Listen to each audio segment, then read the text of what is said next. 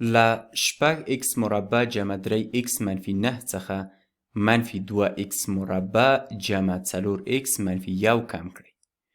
د مخکې په څېر تاسې بیا هم ویډیو ودروئ او خپله یوه هڅه وکړئ چې آیا کولی شئ دا سوال حل کړئ که نه. ښه ده، اوس به راشو او په ګډه به یاد سوال کار کړو. لومړی راځئ چې راکړل شوې افادې له سره ولیکو.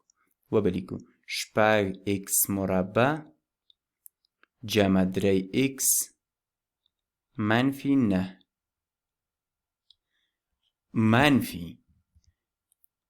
منفي دا بله راکړل شوې افاده به د قوس په منځ کې ولیکو. د افادې قیمت دی منفي 2x مربع جمع 4x منفي 1.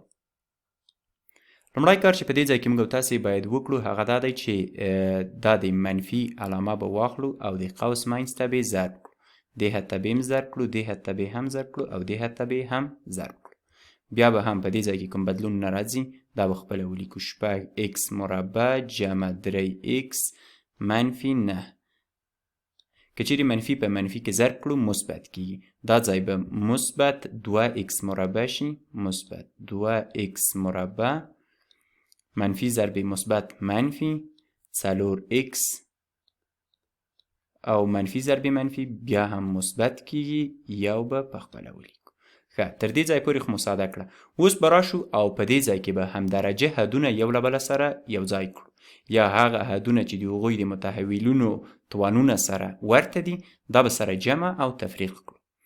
که چیرې لومړی دې حد ته وګورو، دلته x مربع لرو او دلته هم x مربع لرو، نو 6x مربع دلته لرو، 2x مربع دلته لرو. که چیرې دا دواړه سره جمع کړو نو 8x مربع کېږي. وبلیکو 8x مربع. دا ځل به د بل حد ته وګورو، دلته هم 3x لرو او دلته هم د x حد دی چې منفي 4x دی. ښه، نو که چیرې دا دواړه سره یو ځای کړو څو کېږي؟ مثبت 3 منفي 4 منفي 1 کېږي. وبلیکو منفي 1x.